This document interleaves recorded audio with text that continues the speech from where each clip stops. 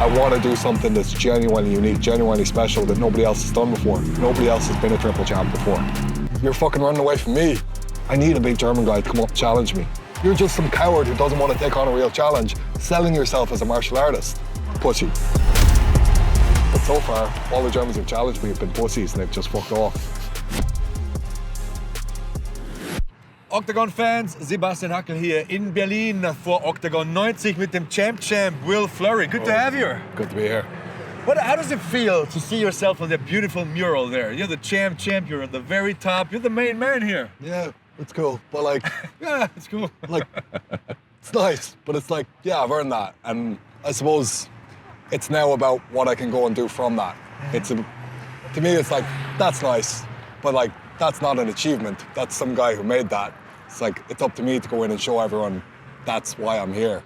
So June 20, it's going to be all about that. And you're a self-made man, and you have re-signed with Oktagon. Another 6-fight deal. Yeah. So we will get more of Will Fleury. Yeah, I'm sure Alex Popic was fucking crying when I re-signed that deal.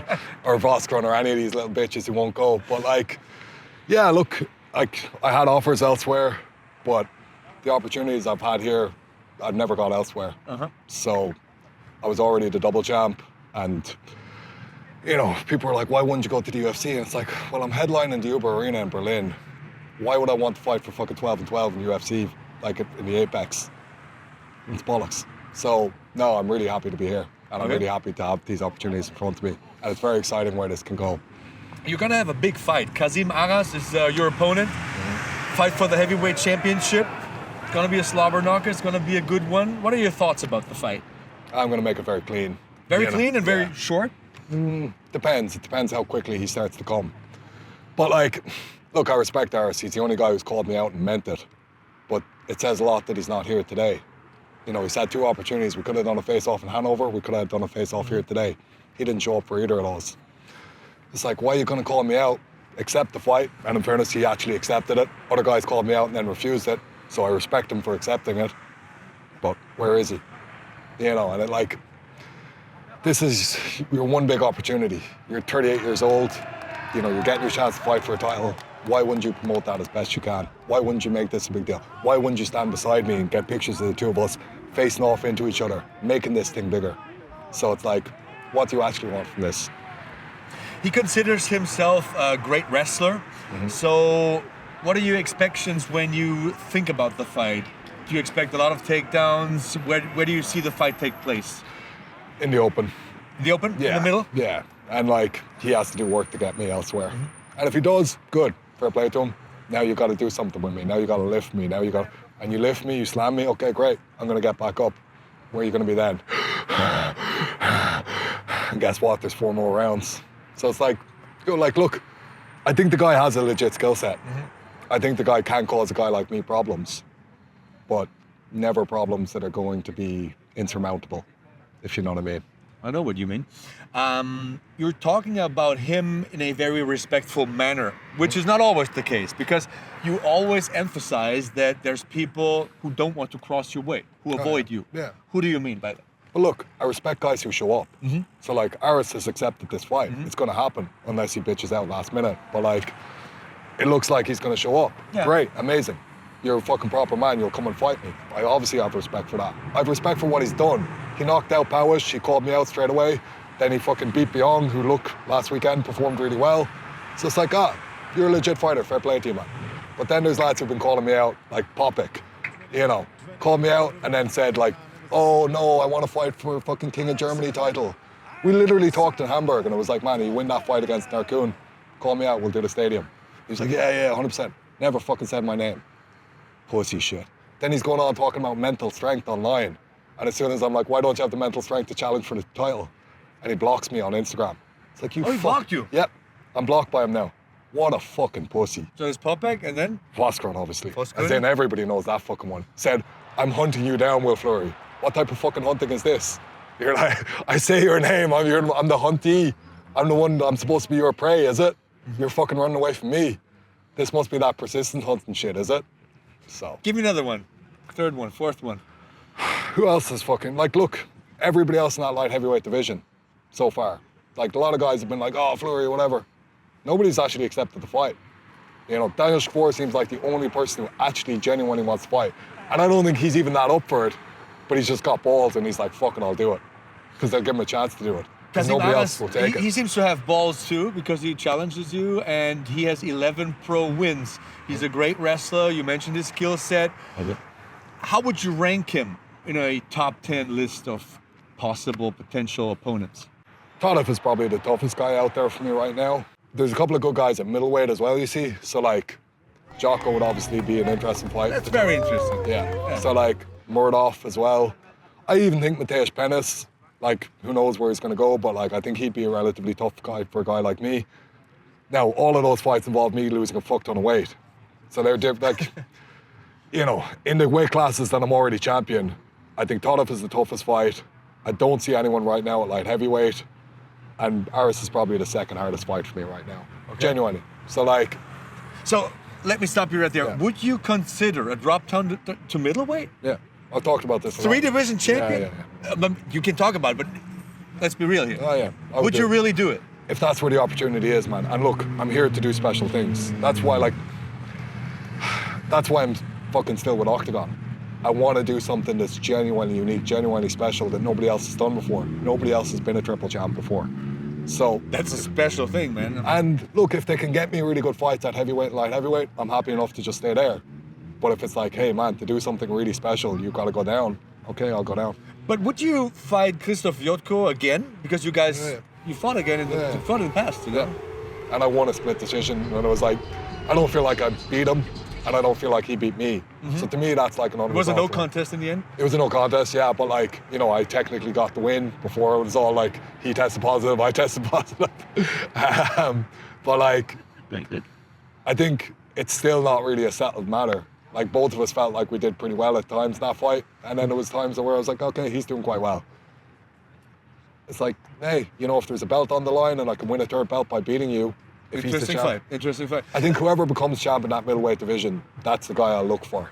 That's a very good point. The interview was supposed to go in a totally different direction, but let's keep this up. Let's take a hard left turn.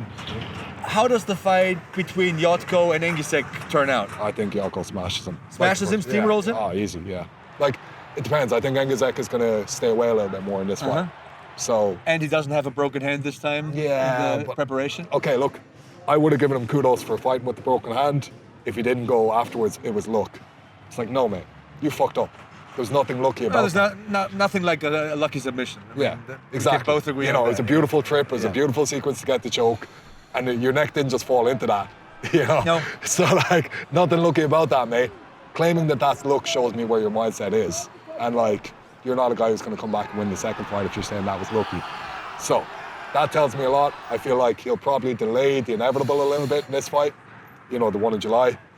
He's probably going to stay away a lot more. He's going to, like, disengage. He's going to fight like he walk into a little bit more, where it's just like jab heavy, stay away. Jotko's a very good counter fighter, so he'll get him eventually.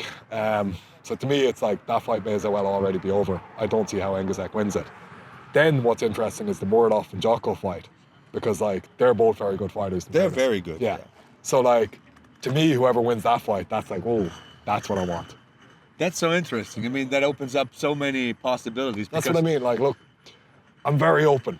Like, and you fight everybody. Yeah, exactly. So like, if a guy comes along at heavyweight this class, like, look, Simon Biong looked really good last weekend. Yeah. I was surprised he didn't call for a title fight after. I know he's only coming off of one win, but he's clearly got like the athleticism and the power to be a legit heavyweight challenger.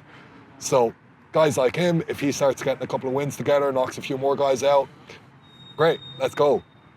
If guys like that keep coming along, if they sign in a few guys, if Timo Voigt gets his shit together and starts putting a win streak together, guys who are actually interested in fighting. Because I need a big German guy to come up and challenge me. But so far, all the Germans who've challenged me have been pussies and they've just fucked off. That's the reality of it, unfortunately. Speaking of Germany, you will fight in the capital of Germany. Yeah. Big arena, sold out house. That's such an exciting thought for me. And it's also enemy territory for you. Do you think that there will be some Will Fleury fans, or are you the outsider? Definitely. No, I think there will be some, and obviously, like, he's going to have a lot of support from the Turkish crowd. Mm-hmm. But, like, I think people appreciate how good I am at this point. And, like, I love the fact that there's a German fan base that are like, no, Will Fleury's the guy. You always embrace media. It's always easy to interview you too. exchange words with you because you come here, you want to talk trash, you want to sell the fight, and you deliver in the end. I mean, that's very special. Right, but I don't see it as talking trash because genuinely, man, everything I'm saying, I feel. So this isn't me like saying some shit just to make things controversial. Well, you just said Voskuinen is a ... I'm not repeating Yeah, he's the word. pussy, yeah. But like that's real, man. Like as in, It's a bit of trash talk. It's a bit of okay, trash but if talk. he wasn't a pussy, I wouldn't say it. So Okay. like, has his behavior been what like? And again, like pussy. Okay, has his behavior been what a true fighter would do? Would a That's true not fighter trash call talk. That's more neutral. Okay, but like pussy is basically a way of saying that quickly. Like, is he behaving like a true fighter? Not showing up for his last 3 fights against opponents who were picked for him to win. But it's like, no. This is the reality. Yeah. And I'm just saying it like it actually fucking is. You And have like, no filter, right? Yeah. It's not even that. It's like, it's a little bit like, right, guys, I've done the work to be this guy, right? And now you're doing your best to like avoid what I am. And you're saying like, oh, you know, I've got the crowd, I'm the German guy. And it's like, Lashy, mate, you're just a fucking pussy. You're just some coward who doesn't want to take on a real challenge, selling yourself as a martial artist. That's pathetic. Why did you get involved in fighting? If you didn't want to be the best, why are you here? And See, they obviously don't want to be the best. And that's something everybody can appreciate, I think. Whether you're a Will Fleury fan or you're a German MMA fighter who wants German guys to win, I think that is something everybody can appreciate about you. Obviously, Germany wants a big fighter. You know, a guy who's like, you know, like look at Holzer last weekend. It's class. Like the guy's taking on legit challenges and Very winning, good. you know. Very good. And then, like you see his performances and the way he's improving, and it's like he's only young. Look how far he can go. That's amazing. Like everybody can get behind something like that, right? When you retire, what will Will Fleury's legacy look like when he leaves the game and he's hanging the gloves up? I can't tell you now because I'm in the middle of the thing, but like, You're in the prime? yeah. But I want to make as many special moments. Like, I watched the UFC 300 card when I was in Vegas with the broken hand right before my first Oktagon fight. And I remember watching the Max Holloway and, Max Holloway and Gaethje, wasn't it? Mm-hmm. Yeah. Oh, they And- finished in the 5th round? Yeah, and they like point down. Drawing and the line into the yeah, sand? And it was literally like, holy fuck, right? And I'm a fighter, I've been watching I thousands will of never fights. forget that moment. Iconic. Yeah, amazing.